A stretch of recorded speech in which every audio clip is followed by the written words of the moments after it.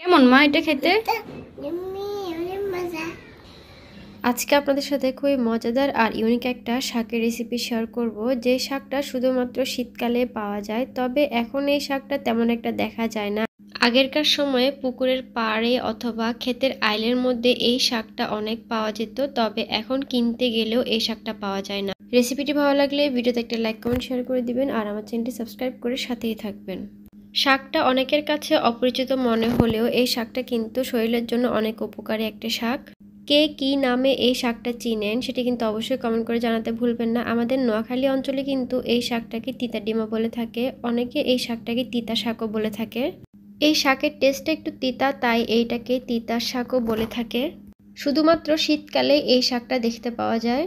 তো আমরা এখানে বেশ চড়া দাম দিয়ে এক আঁটি এই তিতা শাক নিয়ে এসেছি। এখন হচ্ছে এই শাকটাকে সুন্দরভাবে কুটে বেছে নিয়েছি।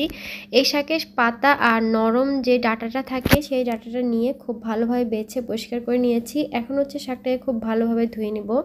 এই শাকটাকে বেশ কয়েকবার পানি পাল্টে পাল্টে দিয়ে খুব ভালোভাবে ধুয়ে পরিষ্কার করে নিয়েছি। এখন হচ্ছে আমি শাকটাকে ভেজে নিব। তো এই শাকটা ভাজি করার জন্য পেঁয়াজের পরিমাণটা একটু বেশি লাগবে। তো প্রথমে আমি তেলটাকে খুব ভালোভাবে গরম করে এর মধ্যে বেশ কিছুটা পেঁয়াজ কুচি দিয়ে দিয়েছি। তো সাথে কিন্তু একটা কাঁচামরিচ কুচিও দিয়ে দিয়েছি, আর পেঁয়াজ ভাজির সাথে আমি লবণটাও দিয়ে দিব। তো এখানে স্বাদ মতো লবণটাও দিয়ে দিয়েছি। এখন হচ্ছে পেঁয়াজটাকে খুব ভালোভাবে ভেজে নিতে হবে। পেঁয়াজটা একটু নরম হয়ে আসা পর্যন্ত খুব ভালোভাবে নেড়েচেড়ে ভেজে নিতে হবে। পুরোপুরি বেরেস্তার মতো করে ফেলা যাবে না, তাহলে কিন্তু টেস্টটা নষ্ট হয়ে যাবে। তো পেঁয়াজটা ভাজা হয়ে গেলে আমি ধুয়ে রাখা শাকটা এর মধ্যে দিয়ে দিব। এই শাকটা হতে বেশি সময় লাগে না, তাই একটু খেয়াল রেখে শাকটাকে ভাজতে হবে। তো আমি শাকটা দিয়ে পেঁয়াজের সাথে খুব ভালোভাবে নেড়েচেড়ে মিশিয়ে নিচ্ছি।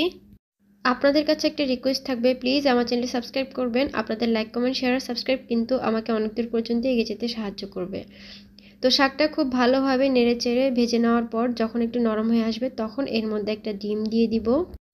যেহেতু শাকটা একটু তিতা হয়, তাই এই তিতা ভাবটা কমানোর জন্য এখানে একটা ডিম ভেঙে দিতে হবে।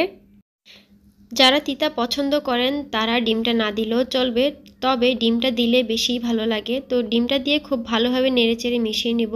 আর খুব ভালোভাবে মিশিয়ে নেওয়ার পরে কিন্তু আমাদের শাকভাজিটা হয়ে যাবে।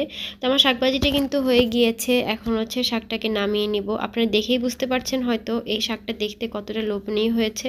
আমি সরাসরি প্লেটে তুলে নিচ্ছি। এই শাকটা গরম ভাতের সাথে খেতে বেশি ভালো লাগে। আমার তো এই শাকটা হলে আর কোনো তরকারি লাগেই না। রেসিপিটি ভালো লাগলে ভিডিওতে একটা লাইক কমেন্ট শেয়ার করে দিবেন আর আমার চ্যানেলটি সাবস্ক্রাইব করে সাথে থাকবেন। সাথে কিন্তু আমার ফেসবুক পেজটাও ফলো করতে ভুলবেন না। আজ এখানে বিদায় নিচ্ছি। আল্লাহ হাফেজ। কেমন মা এটা খেতে?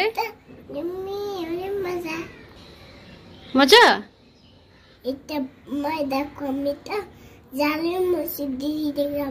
এটা খাইতে কেমন মা?